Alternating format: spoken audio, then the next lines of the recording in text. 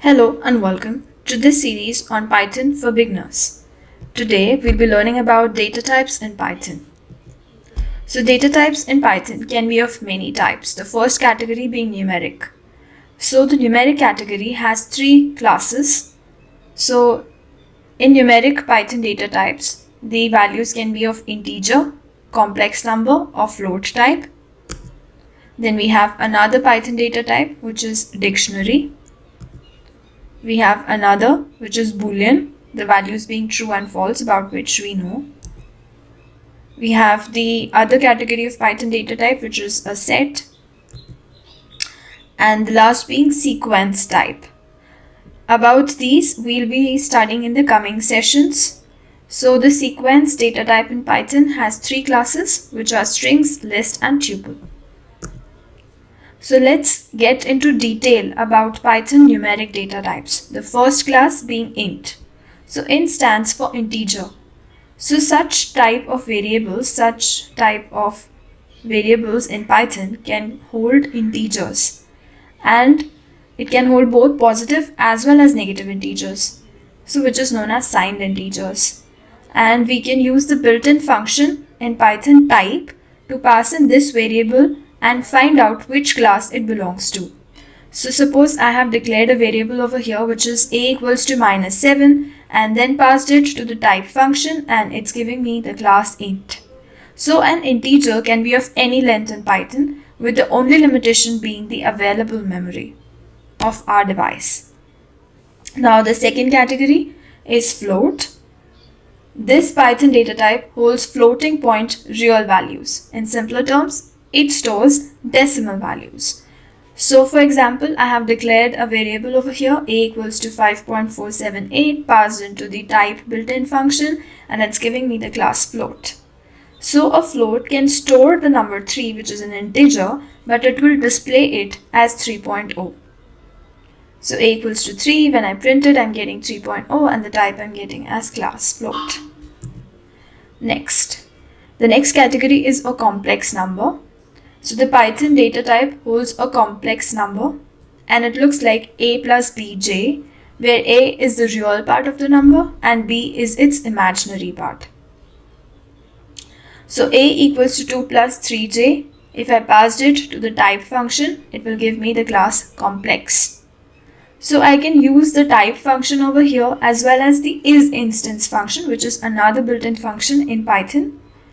And it tells if the variables belong to a particular class. So it takes two parameters, the variable or the value. So suppose I can pass it the variable a, or simply the value 2 plus 3j, and also the class complex, and ask if this number is belonging to that class or not, and it will give me the answer.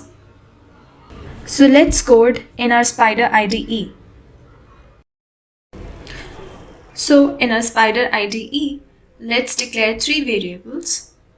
I'm using x, y and z. So to x, let me assign an integer value. To y, let me assign a float value. And to z, I'm assigning a complex number value. So let's run this.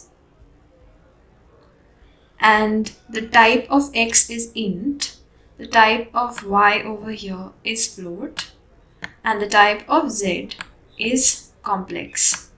So in complex, it's very necessary to declare the coefficient of the imaginary number. If you just declare it as j, and if I'm typing here just print z, then running this, so it's giving an error that name j is not defined. So you always have to declare a coefficient, and you cannot change this variable j to something like I. Then too it will not detect it as a complex data type. It's giving a syntax error which is invalid. So it's always necessary to give it this, or even you can give it a -10 and then run this. and you can see that the number being printed is -0, -10j. So let me comment out this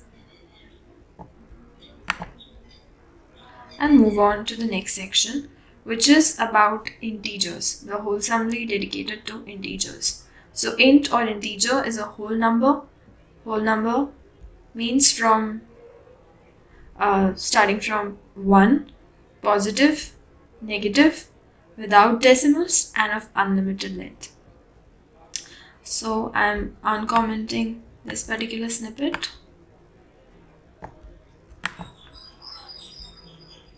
So to x I have provided the value 1, to y I have provided this big value of 3, 5, 6, 5, 6, 222, 55, 4, 88, 77, 11.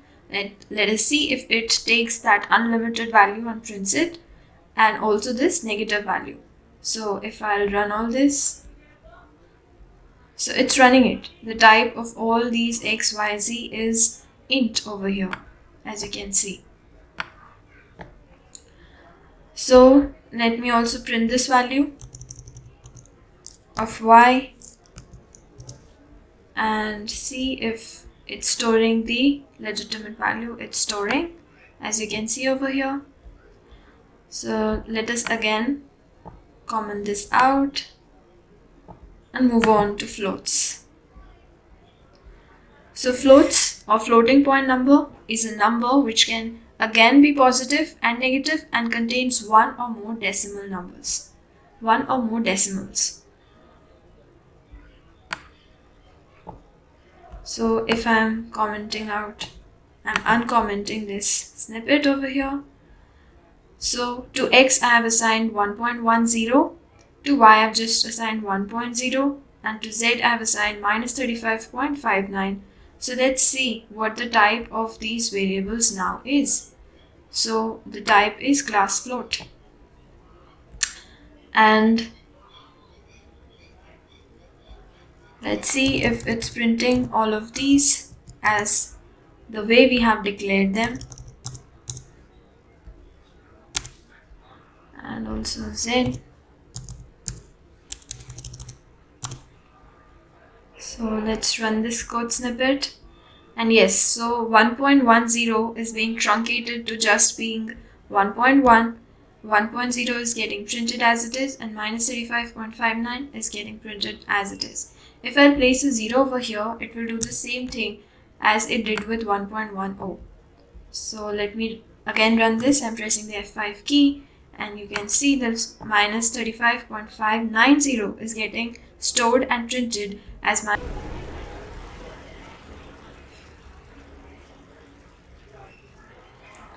So let us again comment out this code snippet and move on to complex numbers. But before we go on, floats can also be scientific numbers with an E symbol to indicate the power of 10. Which means that if I'll uncomment this code snippet, then I'll be able to better explain it. So this means that, let's first check the type of x, y and z, because an E, small e or a capital E has been placed there. So let's see if Python is detecting it as float or not, which it is. As you can see over here, it's correctly printing it as float. So let's print out x first and run this. So 35E3 means 35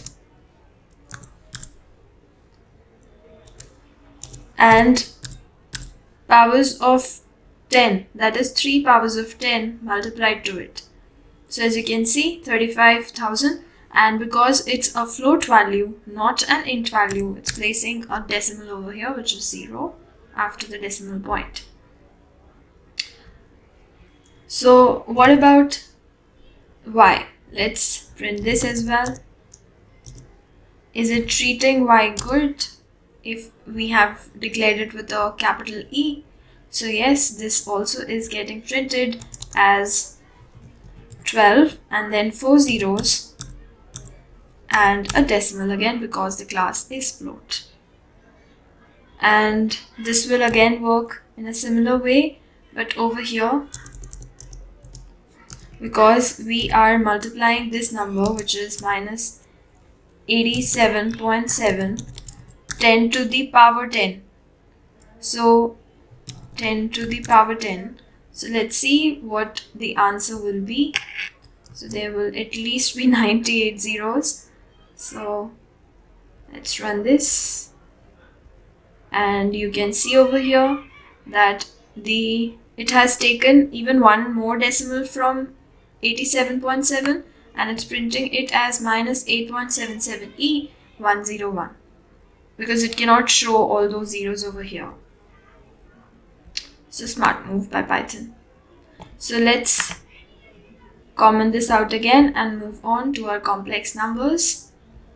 So complex numbers over here, as you can see, have a real part and an imaginary part. So 3 is the real part, 5 is the imaginary part. So 0 over here is the real part and 5 over here is the imaginary part's coefficient. Minus 5 over here is the imaginary part's coefficient. First, let's see if Python is detecting this as complex, which it is. So the class type of all these data types is complex. And now quickly, let's just print all of this.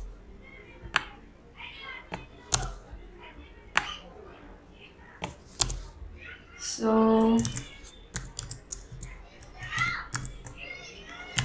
Y and this, I'll print X and I'm pressing F5 key. So as you can see, 5j minus 0 minus 5j and 3 plus 5j, all of this is getting printed over here.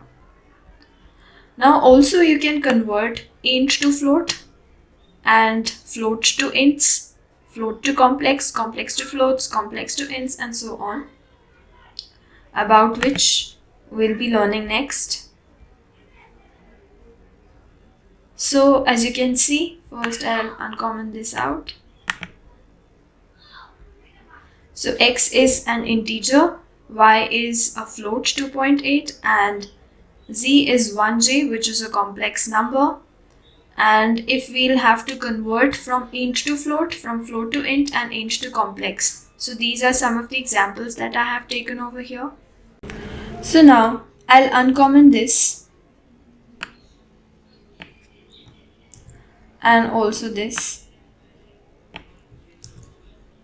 So we'll see that this integer x is getting converted into a float data type and is getting stored in this A.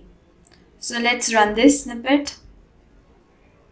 So you can see that 1.0 is getting printed over here.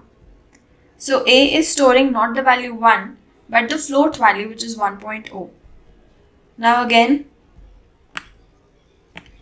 I'll be uncommenting this out.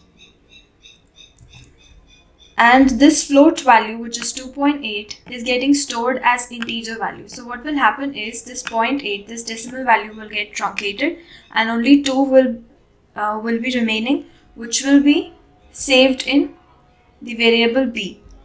So let's print out b as well.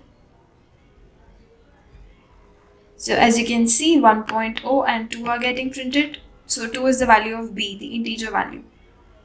And then lastly, to c, I'm storing the complex value of the integer x. So this will form the real part, which is 1, and the imaginary part will have the coefficient 0. So 1 plus 0j will be getting printed. So let's run this cell. And as you can see, 1 plus 0j is getting printed in the complex form of this integer. So let's also uncomment the type of A, B, and C. So A would be a float, B and int, C a complex. So let's run all these cells. And rightly so, A is a float, B is int, and C is complex, and these are the values that have been stored in ABC after type conversion. So this is all, and let's move on to strings.